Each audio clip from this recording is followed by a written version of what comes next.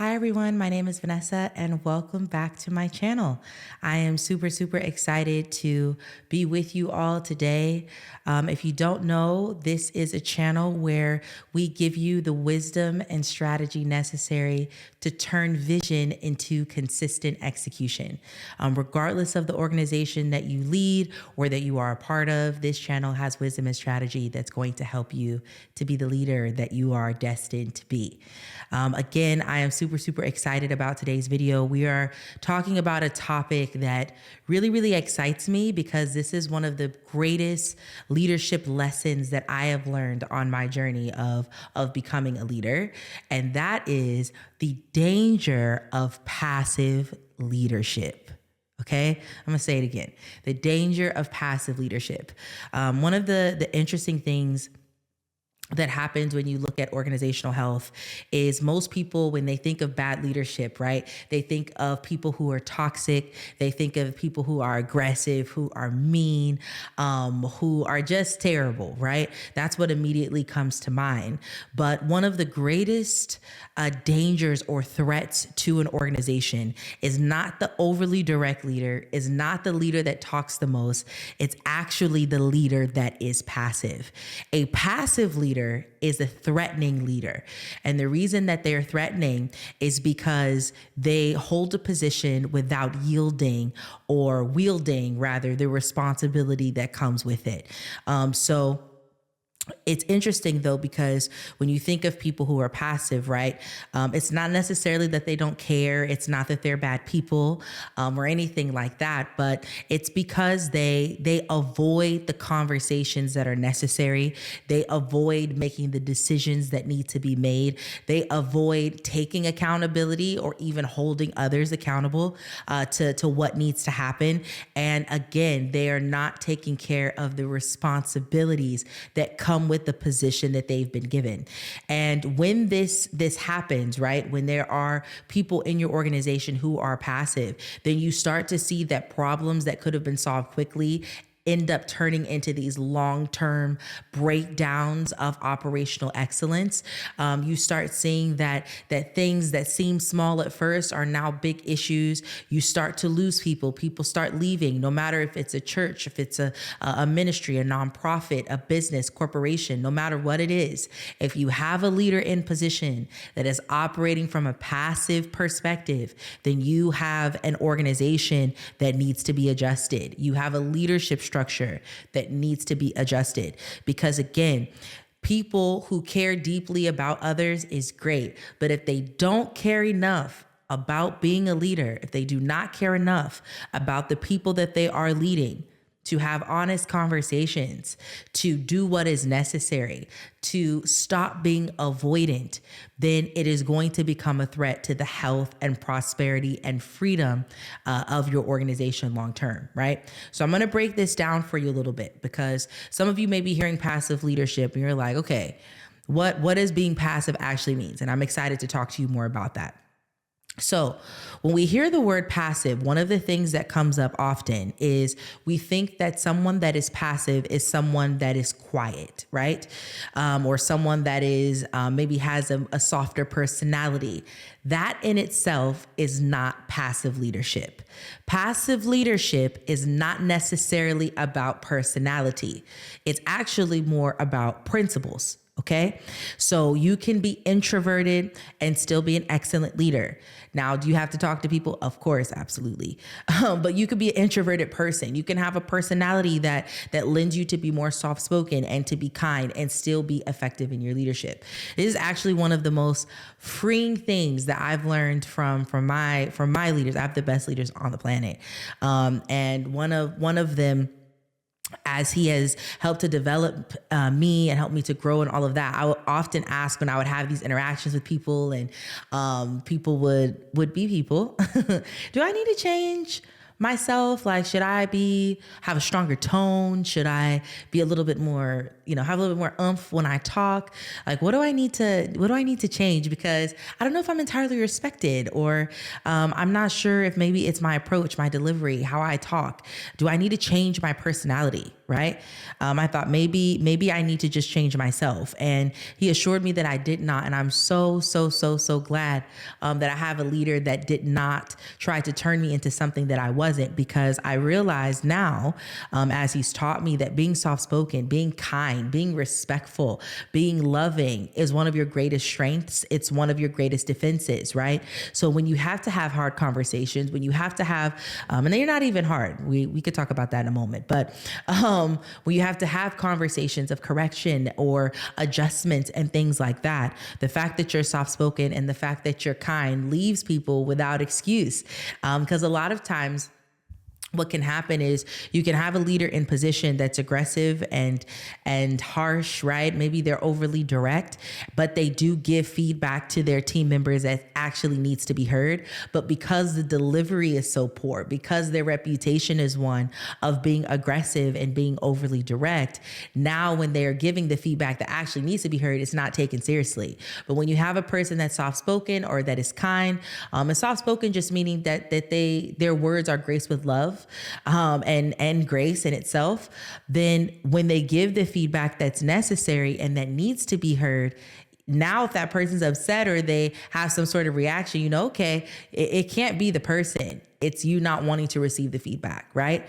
So that's one of the major things that I want you to dispel in your mind, right? Being passive is not necessarily about your personality, right? Passive leadership occurs when a leader avoids the responsibility that leadership requires. I'll repeat that. Passive leadership occurs when a leader avoids the responsibilities that leadership requires. So I'm gonna give you some examples. Avoiding conversations that need to happen, right? Avoiding conversations of correction, failing to address poor performance, failing to be clear about standards, allowing unhealthy and toxic behaviors to continue because you're afraid or you don't want to cause conflict, being avoidant to conflict, being avoidant to challenge, not providing clear expectations of what you want, and not being willing to address when those expectations are not met, delaying in your decision making, off-putting and blame shifting responsibility, avoiding accountability, being unwilling to hold other people accountable and hoping that problems solve themselves. Okay. So passive leadership often sounds like, okay, maybe I'll just address it later, or I don't want to upset anyone, but what if I hurt their feelings? Or I'll just keep giving them some more chances. I don't want any conflict. I don't want people to think that I'm mean. That's the biggest one. What are they going to think about me after? Right. But here's the risk there. Sometimes we say we don't want people to think that we're being mean. We don't want people to think we're being aggressive. We don't want people to think this, and this, that I'm being this or that I'm being that and I'm being this way. But what you don't realize is sometimes we rebrand not wanting to come off as mean for the person that we are hoping we're not mean to, meaning we're making it seem as though we're concerned to deal with issues because we don't want to end up making a person feel like they're hurt. But what actually may be fueling the passive nature in you is not fear of hurting the person, but fear of being perceived as a person that hurts others. Meaning it's not really about the other person at all. It's about your commitment to being perceived in a certain way. And that's one of the biggest lessons that I've learned in leadership, is that sometimes we make it seem like we're afraid of hurting people, but really we're afraid of how we're going to look. We are worried about our reputation. We are worried about becoming what we may have once experienced. But in all of that, the common denominator is not the people you're leading, not the people that you're called to, not the people that you've been assigned to support, but the common thread in that is yourself, and it's pride. Right? You're more fixated and more concerned about being seen as kind than actually being kind. Because kindness is not passive. Kindness is not avoidant. I can't claim to love you and allow you to stay doing things that are hurting you or hurting other people. I can't claim to care about a vision, but not have the necessary conversations and take the necessary steps to protect and carry out the vision in the way that I've been assigned to. It may hurt sometimes, or it may be uncomfortable to hurt people's feelings. But when you're called to lead people, or you're put in position to lead people, you're not there to lead them in their feelings. It's destiny, it's purpose. It's so much bigger than that. And when you're a leader, sometimes you'll realize that people think that their wants are needs. They think their preferences must be everybody else's priorities. They think that what they desire is what must happen in a moment. But as you are a leader, you realize that just because they want it, just because they desire it, it doesn't mean that's what they actually need. So I am willing to be the bad guy for a moment because I see the purpose that you have in you. I see what needs to happen. I see what you need to do to actually accomplish not just your individual goals, but the greater good of what we're here to accomplish, right? So when you are leading people, this is something that you have to be willing to be honest about. Am I worried about the person? Because if I'm actually worried about the person and I see that they're doing something that's incredibly toxic, or I see that they're doing something that can really hurt them, wouldn't I tell them? Would you? This is always an example that people use. If I saw someone getting ready to cross the street and a car was coming, would I not go and grab them and remove them so that they won't be hurt? Right? That's the same process. If I see you doing something destructive, if I see you doing something toxic, if I see you doing something that needs to be changed, right? It doesn't have to be something drastic, but it just doesn't align with where we're going, where the vision is. It's my responsibility to be willing to be honest with you and say that, right? So passive leaders, they may be working, they may be participating, they may be attending, they may be available, they may be supportive, they may be involved, but they avoid the moments when leadership requires courage. They avoid the moments when leadership requires them to not be liked. They avoid the moments when leadership requires them to not be friends with the people that they're leading. There's an absence of courage because there is an absence of the reality and actualization of what you are assigned to do and what you have accepted. This is why when someone takes on the responsibility of leadership, your yes should be informed. And if you are a person that puts people in positions of leadership, there's some things that only time will tell and only time can teach, but it's your responsibility to be very, very clear with them about what leadership takes and requires at your organization so that you can hold them to the expectation that you communicated to them when it's time. Because it's not just passive leadership for the person that was appointed and then they didn't take ownership. It's also passive leadership to put someone in a position of leadership without informing them of what it's going to require from them. It's passive on both fronts. And on both ends, it ends up in organizational dysfunction. Right? So I'm gonna give you a real life example of passive leadership because you may be thinking, oh my gosh, this is a lot. Am I doing this? Here's an example. Let's say you have a person on your team and they're consistently missing deadlines, right? They eventually might get it done. They're a nice person. They're loving. They're super kind. They're great, but they always miss the deadline, right? They're always late on stuff. Everybody notices it. The team notices it. You notice it. The volunteer, employee, team member, they probably notice it too, but nobody addresses it. Weeks pass, no one says anything. Months pass, no one says anything. And now the issue is no longer just, I missed a deadline. Now you have an issue of trust. Now you have an issue of reliance. Now you have an issue of morale. Now you have an accountability issue. Now you have a rotten culture. Is that serious? Because what started as missing a deadline has now become a standard. It has now become the climate and the culture of your organization that people can miss deadlines and they're unaddressed. People don't have to follow through on what they say that they're going to do, and you will not hold them accountable if they don't. because your culture and your standard in your organization is not what you say. It's not what you announce. It's what you allow. And so passive leadership, the danger in it, right, is it allows for toxic traits, toxic behaviors to occur. And eventually that becomes the standard. That becomes the climate. That becomes the culture of the organization, regardless of what you said, right? And so I talked about this earlier, but why do leaders become passive, right? So maybe saying, okay, now I understand what passive leadership is. Now I'm getting it, but why does this happen?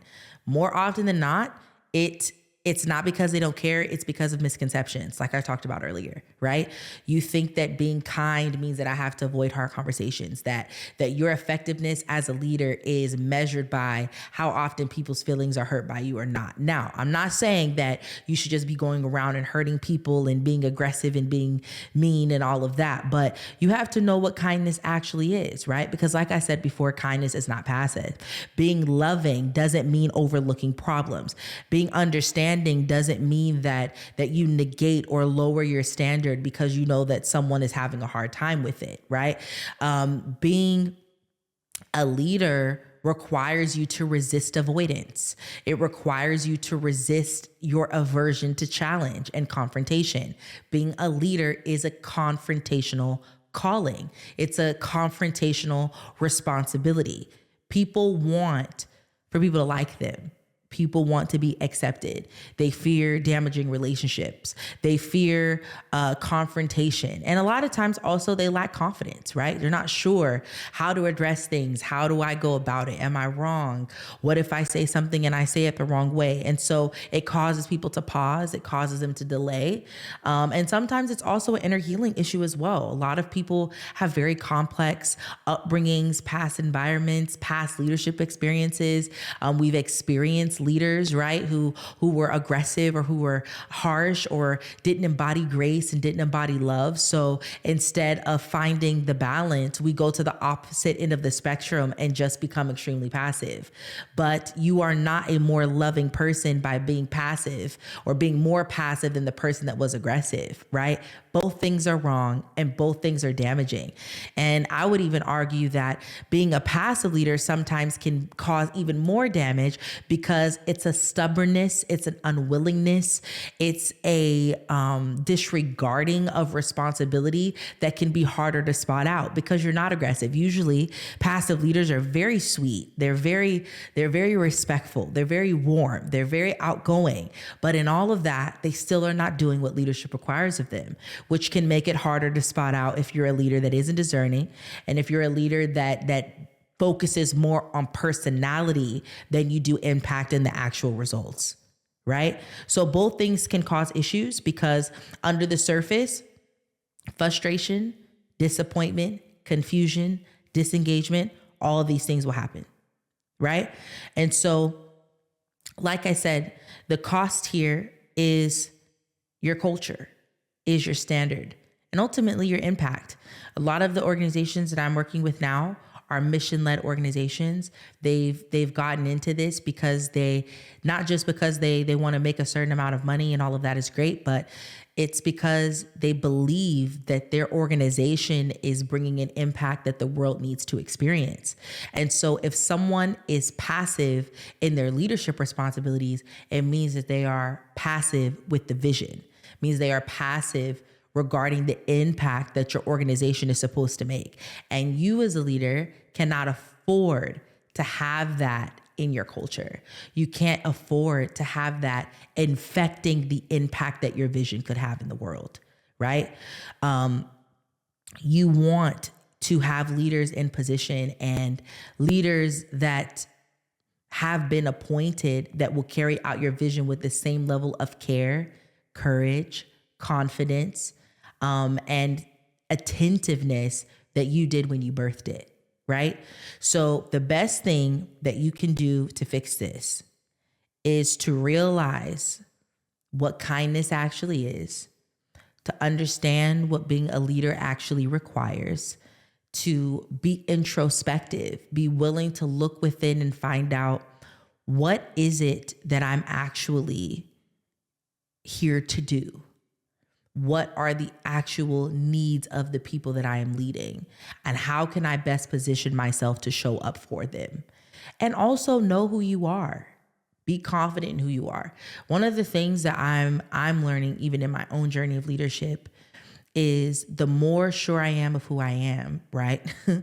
The more sure I am of who I am, the more steady I am in what I have decided to do, then the more sure I am of who I am, the more confident and steady I am in my decision making.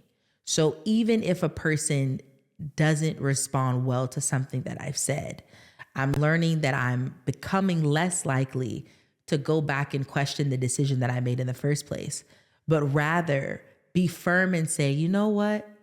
I said this. I know who I am. I know I'm kind. I know I'm loving. I know I care. I know I'm sensitive to people's needs. So even though they may have had this reaction, I love them too much to allow my fear of their response to stop me from actually showing them the love that they need to experience.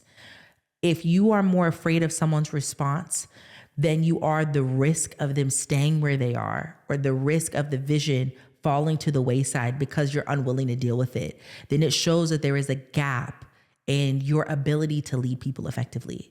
Because my fear of your response should not be greater than the fear I have of negating my responsibility to bring you into the place that you're called to be in as your leader. And that's the balance. Yes, it may hurt. You're human. No one wants to see people's feelings hurt, right? But more than that, we don't want to see people's destinies falling to the side. We don't want to see the impact of our organization falling apart. We don't want to see what we set out to do falling apart because we're unwilling to have conversations that need to happen. And sometimes we make things bigger than they need to be. This is why I'm actually beginning to take hard conversations out of my vocabulary, because when I proclaim a thing to be hard, it becomes hard psychologically. And so what makes the conversation hard is the fact that we think it's going to be hard. And are there conversations that can be confrontational? Absolutely. But these are conversations that need to happen. These are conversations of transformation, not always of offense. So offenses may come because people are people. And anytime you have an organization where you're working with people, people may have their feelings hurt. But as a leader, you need to care more about where you're going and where you are called to take them than you do their response or their emotions in the moment. So address issues when they happen, address them early, communicate clearly, reinforce expectations as often as it's needed, navigate conversations with grace and with love, but with clarity, create accountability, protect the standard, protect the vision, be the leader that you've been called to be the leader that you've been appointed to be. People feel they're safest when expectations are clear. People will trust you when they know that if something's wrong, you're going to tell them. What's one of the worst things that can happen is you telling someone that they've been doing something wrong for a year. And they're like, well, why didn't you tell me a year ago that I was doing this wrong? Or I would have changed it. You don't give people the opportunity to grow when you're not honest with them. You don't give people the opportunity to improve when you're not honest with them. You don't give people the opportunity to become what they must become when you're not honest with them. You being a passive leader is you being a leader that is obstructing growth. It's you being a leader that is obstructing progress. It's you being a leader that doesn't care enough about people to tell them the truth. Be a leader that cares. Be a leader that is kind. Be a leader that loves enough to be honest and loves enough to help people to actually reach full transformation. So I hope that this video has been super, super helpful for you. This again is, if you couldn't tell, an area that's very, very dear to my heart because it's a journey that I have been on, I'm still growing in, and will continue to grow in. But I hope that this has been helpful for you, whether you are a leader of leaders and you're helping people to grow out of being passive, or you yourself are a passive person. I hope that you can understand now why it's important to grow out of this. Now, if you're looking for more support, if you're interested in learning how you can connect and work with me, I do have some options for you to do that, and it's in the description of this video. I would love to connect with you and share more with you about how we support people in growing and becoming the leaders that they're called to become. So if you're interested in implementing that for your organization, or even interested in learning more about it for yourself, again, check the description. And if not, or even if so, I will see you on the next video.